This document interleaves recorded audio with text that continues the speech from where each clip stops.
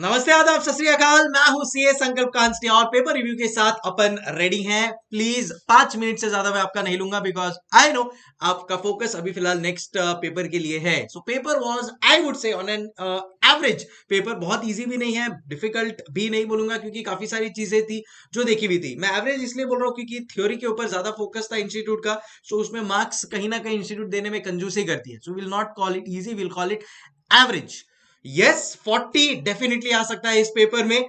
एग्जामिशन will depend कि आपने theory पे ऊपर कितना अच्छा आपका कमांड है and how well you have solve those practical questions जो as it is you can say आपके मॉड्यूल में से थे या आपके देखे हुए क्वेश्चंस थे। तो जो क्वेश्चंस आपके एकदम देखे हुए थे वो आप बराबर से प्रैक्टिकली सॉल्व करके आए हो एंड अगर थियोरी आपने अच्छी तरह से मैनेज किया है you will definitely score big. फटाफट मैं आपको एक बार रिव्यू करवा देता हूं। तो your are all the chapters जो इंस्टीट्यूट ने पूछा था।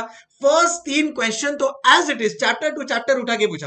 क्वेश्चन नंबर 1 जो केस स्टडी था that was from chapter number 4 environment management accounting and that was for 20 marks. देखो, मैंने आप लोगों को बोला था कि केस स्टडीज के ऊपर ज्यादा एकदम अननेसेसरी टेंशन मत लो बिकॉज इंस्टीट्यूट करने क्या वाला है, पूछेगा केस स्टडी बट उसके जो सब क्वेश्चंस है उसमें थ्योरेटिकल क्वेश्चंस ही होंगे and that is what happened again with environment management accounting. तो ये आपका पेपर है एंड यहाँ पे first question environment management accounting chapter number 4 में से था। और अगर अब आप क्वेश्चंस को देखोगे ना then in that case they were typical theory question जो अपन एक्सपेक्ट करते हैं कि लिस्ट द एरियाज जहां पे अपन एएमए कैसे अप्लाई कर सकते हैं, 6 forms of environmental cost, what is meant by identification of environment cost. ये सब आपके थ्योरेटिक ओरिएंटेड क्वेश्चन है। इनपुट आउटपुट एनालिसिस का क्वेश्चन था एक। So all of this can be manage अगर अपना थ्योरी स्ट्रांग होगा तो, राइट। क्वेश्चन नंबर 2 अगर आप देखोगे then that was from the chapter 2 modern business environment as it is. Customer lifetime value के ऊपर इंस्टीट्यूट ने क्वेश्चन पूछा। अगर आपने मेरा 2 महीने पहले मैंने जो रिवीजन स्ट्रेटेजी दिया था ना उसमें मैंने बोला था customer lifetime value is very much expected and here it was. So I am happy कि इंस्टीट्यूट कुछ ऐसे एरियाज को एक्सपेरिमेंट कर रहा है विच रिक्वायर द अटेंशन। सो यहाँ पे क्वेश्चन नंबर 2 अगेन 20 मार्क्स का था। बहुत अच्छा लगा मुझे ये क्वेश्चन बिकॉज टिपिकल क्वेश्चन नहीं था एंड ऐसा कुछ क्वेश्चन था जहां पे you have to use your brains. आपको अपना ब्रेन्स अप्लाई करना पड़ेगा, आपको कॉन्सेप्ट्स क्लियर होने चाहिए। तो कुछ आपको कॉन्सेप्ट्स एक्सप्लेन करने थे, कॉन्सेप्ट का एप्लीकेशन करना था। So question number 2 hats off to ICAI, बहुत अच्छा क्वेश्चन निकाला है एंड जिसने भी वो अटेम्प्ट किया है well done. I am sure आप लोग को अगर कॉन्सेप्ट क्लियर होगा you would have attempted it very well. फिर बाद में अपना question number 3 was absolutely from chapter 9 international transfer pricing का कुछ क्वेश्चन था एंड ट्रांसफर प्राइसिंग का क्वेश्चन भी था। तो अगर अगेन आप देखोगे यहाँ पे तो पूरा का पूरा question number 3 was 20 marks chapter 9। फिर बाद में question number 1 full 20 marks chapter number 4 से। फिर question number 2 full 20 marks chapter number 2 से। सो ये फर्स्ट 3 क्वेश्चन तो इंस्टीट्यूट ने बैठे बैठे as it is chapter to chapter उठाए हैं। सो इसके लिए मैं बोलता हूं कि हर एक चैप्टर बराबर से करके जाओ। यू नेवर नो कौन से चैप्टर की बारी आएगी and you will be asked maximum marks in that. So ये एक अपना पैटर्न था।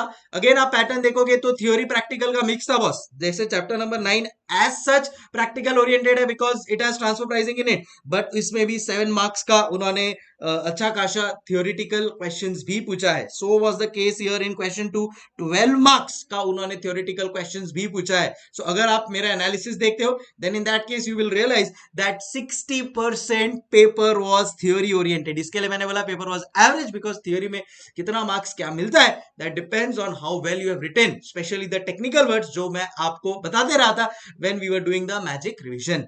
And practical marks was for 40%। तो ये 49 मार्क्स आपने अगर इसमें से समझ लीजिए अराउंड 30 मार्क्स प्रॉपरली सॉल्व किया है then you definitely stand a chance to score exemption and much better marks in the examination।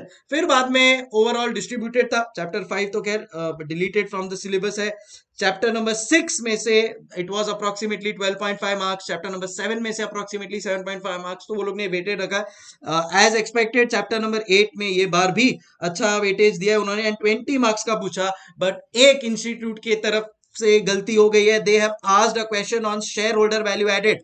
एक तरफ शेयर होल्डर वैल्यू एडेड को उन्होंने डिलीट कर दिया and then you are expecting, मतलब कहां से ये गलत है मेरे हिसाब से। I will write a mail specifically for you कि ये शेयर होल्डर्स वैल्यू एडेड का जो 6 मार्क्स है ना इसके लिए ICAI should give full grace mark, क्योंकि आपने ये रिमूव कर दिया है अपने मॉड्यूल में से, और फिर आप ये 6 मार्क का पेपर, 6 मार्क का क्वेश्चंस कैसे पूछ सकते हो? Now this is utter nonsense, I will say.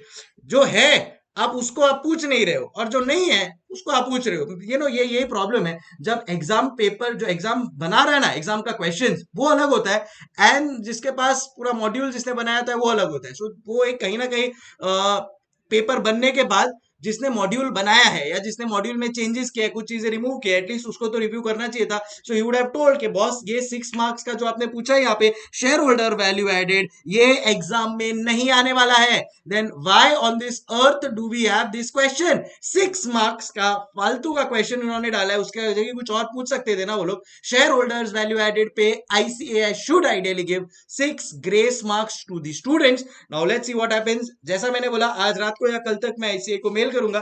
Let's see what is the response that we get, but I hope ICAI please आप ये गलतियां नॉट दोहराए at such a high level. It is not expected from you कि आप ऐसी चीजें करें यार, बट ठीक है। एनीवेज केस, सो ये देख के थोड़ा मेरा मन खट्टा हो गया, बोला कि शुडंट हैव हैपेंड। नॉनदलेस चलो आगे बढ़ते हैं। तो shareholders value added 6 marks पूछा है, which is totally eradicated from the syllabus, but still ask. Let's accept कि लेट्स एक्सपेक्ट कि इंस्टीट्यूट इसमें थोड़ा ग्रेसफुल होके अपने को एक्स्ट्रा मार्क्स दे देगी।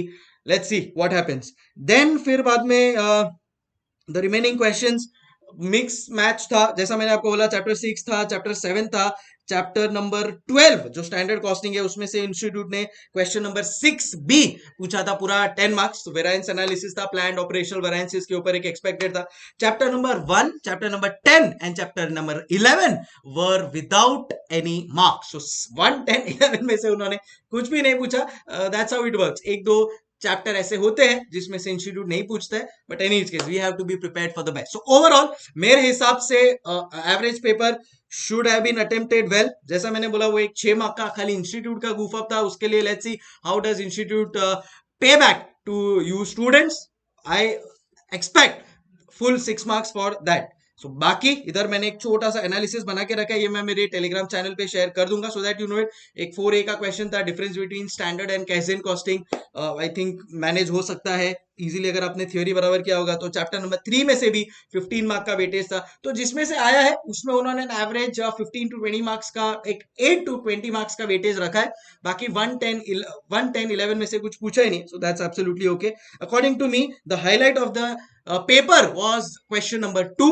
फैंटास्टिक क्वेश्चन, बहुत अच्छा, बहुत स्मार्टली ड्राफ्टेड क्वेश्चन था वो। कॉन्सेप्ट क्लियर होगा, you will be able to manage that as well. बाकी लीन सिस्टम, OE, TPM से रिलेटेड क्वेश्चन था, तो OE जो था उसमें एक्सपेक्टेड था क्वेश्चन, उसमें भी उन्होंने थ्योरी पूछा है, प्रैक्टिकल पूछा है। परफॉर्मेंस मेजरमेंट में NPO, value for money framework and adopted balance score card पे पूरा फोकस था यहाँ पे। Again not expecting so much of weightage here, जब आपके पास already balance score card, building block method, ये सब क्वेश्चंस अभी तक एक्सपेरिमेंट होने बाकी है। सो कहीं ना कहीं ये भी आना थोड़ा अनएक्सपेक्टेड था, बट एज आई सेड, जो पेपर सेटर था कहीं ना कहीं he has not seen the past papers, क्योंकि अगर उसने पास्ट पेपर्स देखा होगा तो ही वुड हैव नोन कि ये बॉस ऑलरेडी पूछ चुका है इंस्टीट्यूट पहले 20-20 मार्क के लिए, अब 10 मार्क का वेटेज इसको देने का जरूरत नहीं था। Anyway ICAI knows what is to be done the best। फिर डिसीजन मेकिंग इजी क्वेश्चन था। प्राइसिंग डिसीजन के ऊपर ये क्वेश्चन था कि मिनिमम प्राइसिंग कब रखना चाहिए, इजी कीप और ड्रॉप था, and that's how the whole paper was. I think question 6B में लिखना बोलिए, question 6B was standard costing, manageable pretty much, chapter number 12 से। And that's how the whole paper works. फिर एक pricing sensitivity के ऊपर भी मैंने, अगर आपको याद हो तो, बोला था बहुत इंपॉर्टेंट है, आएगा, and it did come for 5 marks. So anyways, this was a quick paper review from my and. I hope आपका पेपर अच्छा गया होगा। प्लीज अब आने वाले 3 पेपर के ऊपर फोकस कीजिए। Definitely you are going to clear the examinations. Time for me to say हasta la vista, keep smiling, keep rocking. मिलते हैं जनवरी में with a lot of मिठाई and chocolates that you are going to send me after the marks from this paper. Take care. Thank you.